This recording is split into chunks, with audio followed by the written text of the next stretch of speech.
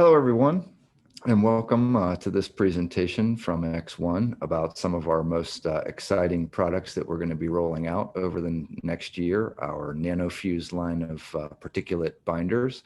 And thank you all for coming.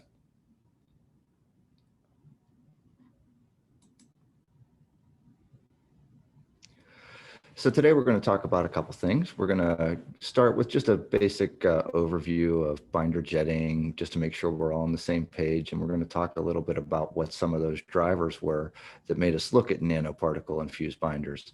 So we're going to talk about that. We're going to talk about how there are some special applications emerging for nanoparticulates and why we're so excited about them and some of our work with coppers and aluminum.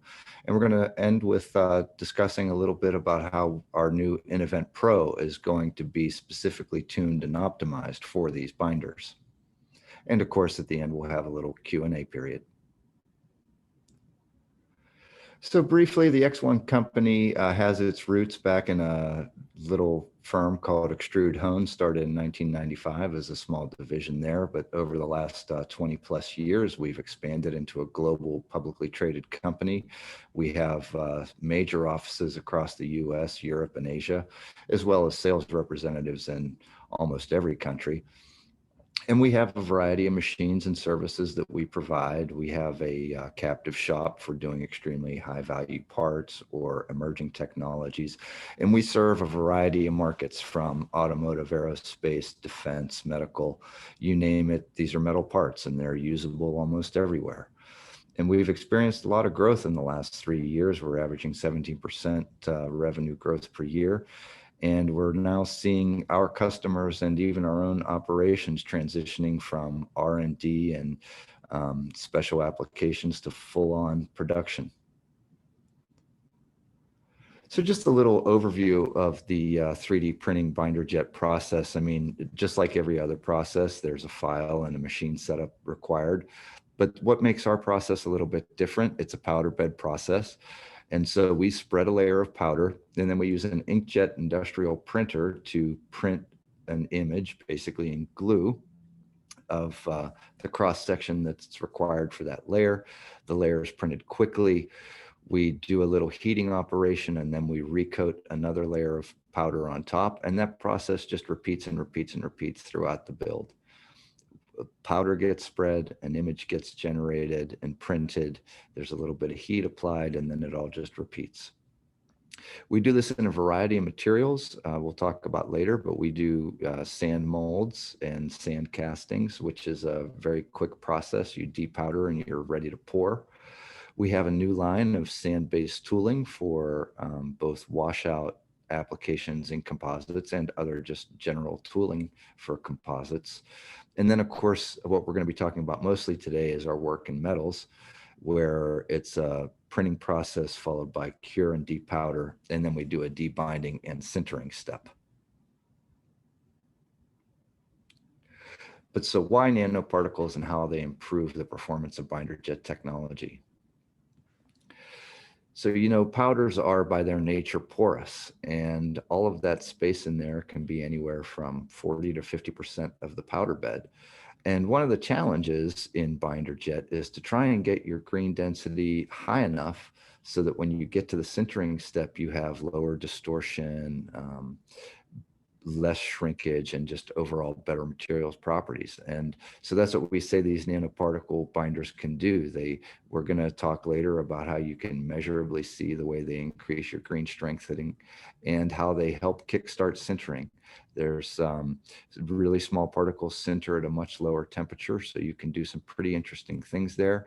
And they also provide strength during sintering. Because they sinter so fast, they hold the larger particles in place. So you get, like I say, you get less of this distortion and twisting that you might see.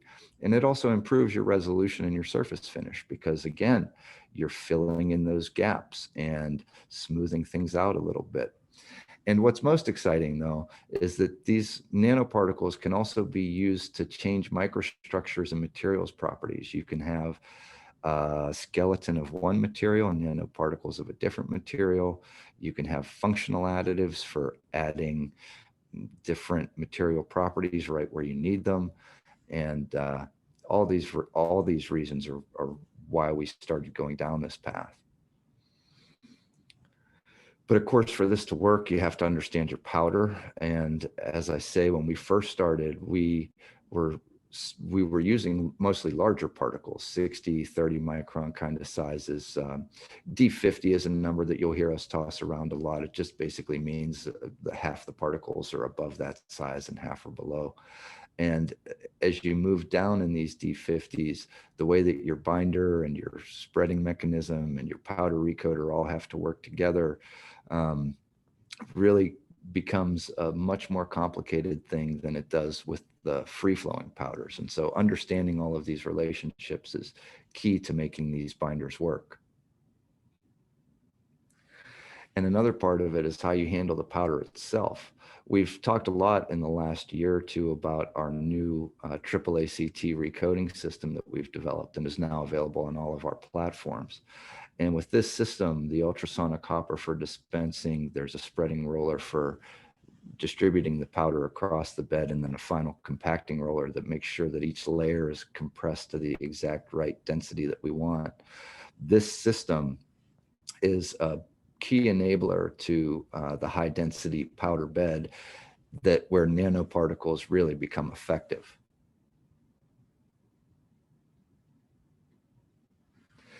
And so for the rest of the presentation, we're going to talk about three basic areas of how we have been using nanoparticles. And one is the most basic case you could think of, pretty obvious, where you use the same nanomaterial as the material you're binding. But there are also some other interesting nanoparticles out there that you can use for things like sintering aids to address specific material challenges.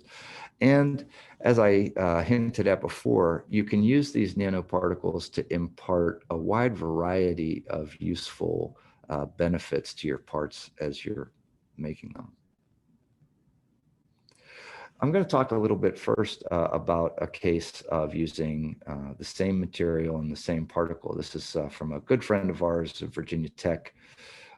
Dr. Chris Williams is the leader of the DREAM Center down there, Design, Research, and Education for AM Systems. He's been using our machines for quite some time, and he's done some really interesting foundational research in some of this work.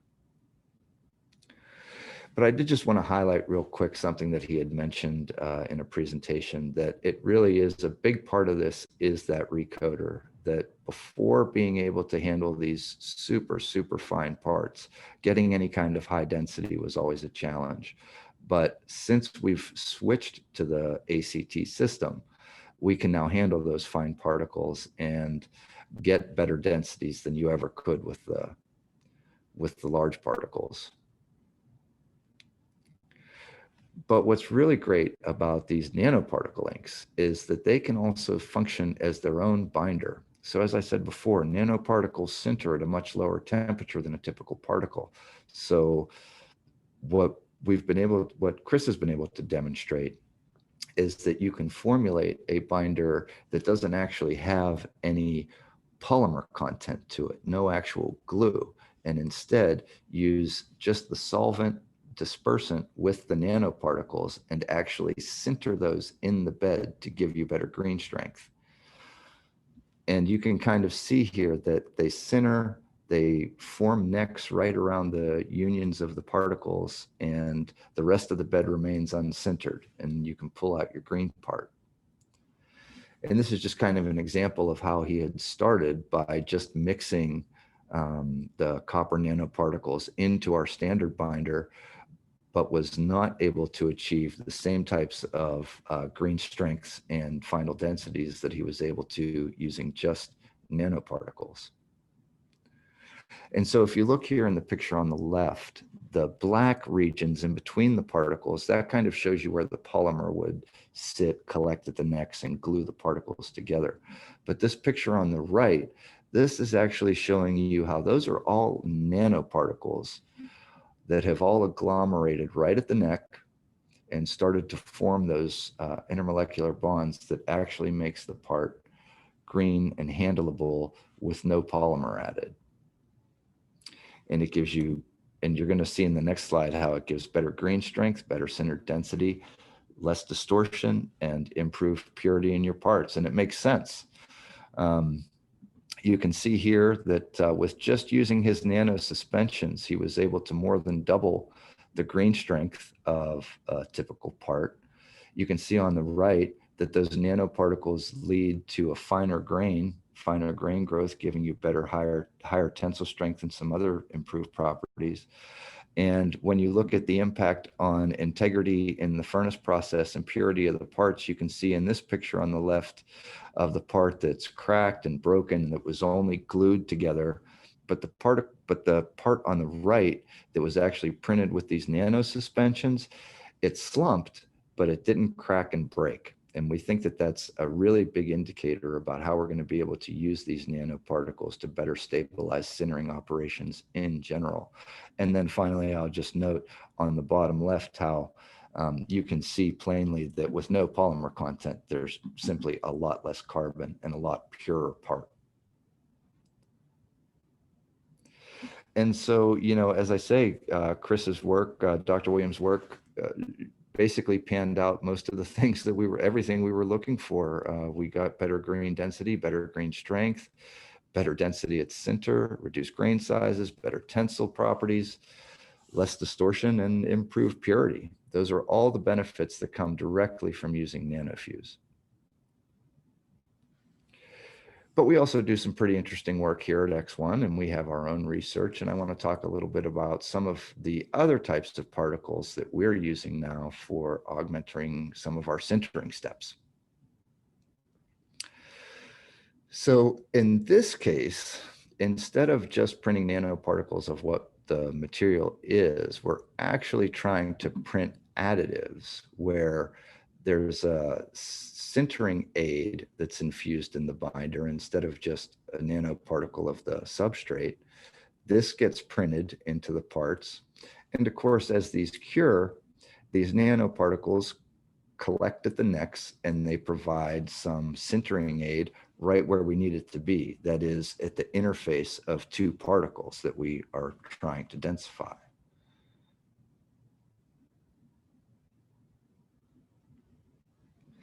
And so just as an example, you can kind of see here, this is a common practice in the aluminum industry. There are several sintering aids that are known to help with aluminum sintering properties. And we have found that indeed they do work as they are claimed to. We've been, I'm going to show in some later slides here what we've been doing with aluminum. But the way these particles attach and the way the physics drives these particles right to the necks really puts these additives right where we need them to be. But so, of course, there are some things we have to go through where we are testing these various binders. And one test that we've come up with is the screening procedure where we use a micropipette and we put a grid of drops into a standard printed coupon. We put this coupon through our sintering processes, and then we can evaluate whether or not the particles have been doing what they say.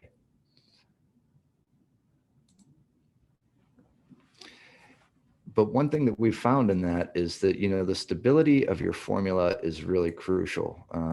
These nanoparticles want to settle out, they want to fall out of solution, and keeping everybody up and happy and in solution is quite a challenge. And it's incredibly important that you get that formula right. You can see on these, on the left, this was a drip test, the grid test, from a very stable dispersion. And you can see that nearly all of the copper was actually, or all of the additive was sucked down into the part. On these parts where we were dripping in an unstable dispersion, you can see that almost on impact, the particles were all left on the surface rather than being transported down into the part. So stability is huge. And we did some, just to try and prove out that this would work on our copper system, we made a special modification to an Innovent machine. We added some ability to recirculate the binder, and we were able to print some coupons to kind of demonstrate how what the improvement is in green strength and sintered density by using the nanoparticles.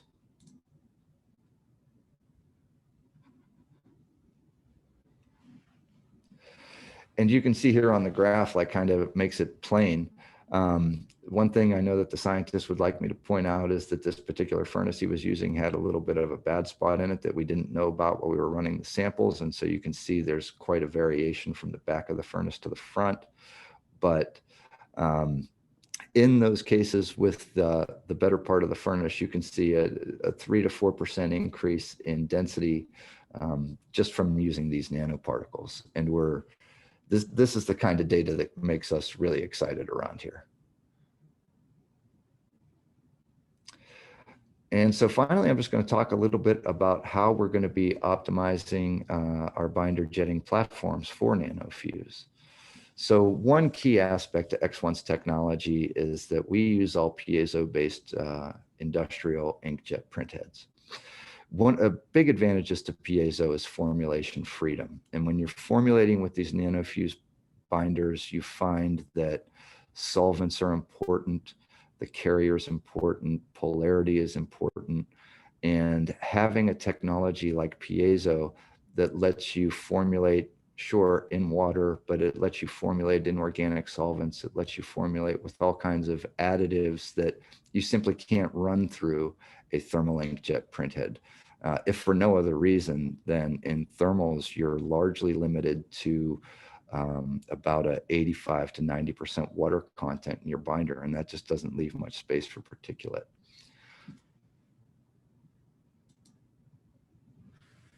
And as I say, we have this new machine coming out. We announced it a little bit earlier this year, the InnoventPro, that we're designing in conjunctions with our partner Siemens. And this machine is going to be specifically targeted for NanoFuse. And this is where we're going to figure out all of those little tricks that a machine needs. We know that filtration is going to be different on this platform. Working with a nanoparticle is not like working with a typical binder where you're just trying to filter everything out. With nanoparticles, obviously you want the nanoparticles to go through. You need to have a filtration system that doesn't cause spontaneous agglomeration. And that's going to be a really interesting change to the machines. Another key enabling technology is our binder recirculation.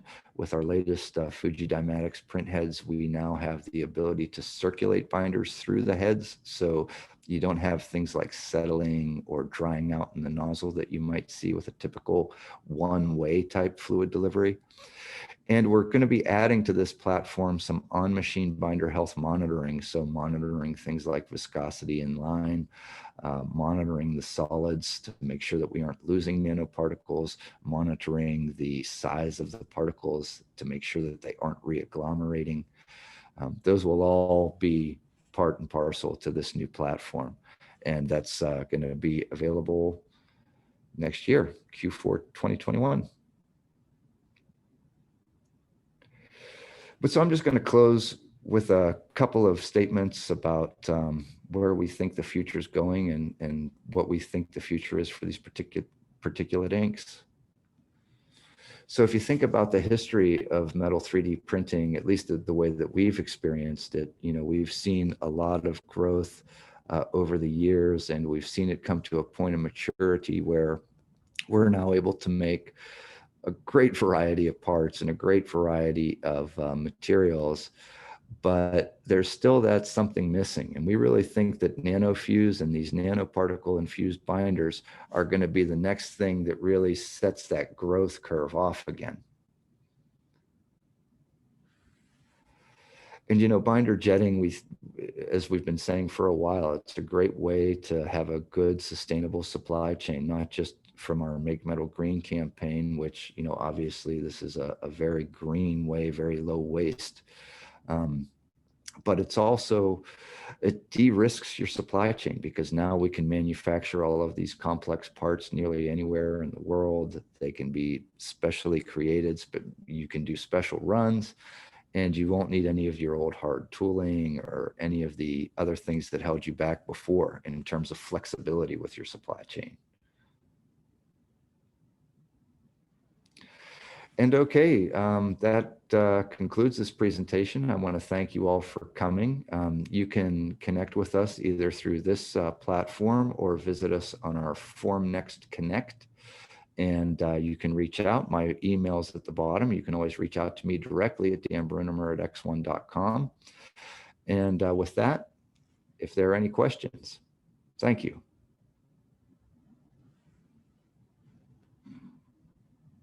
Mm-hmm.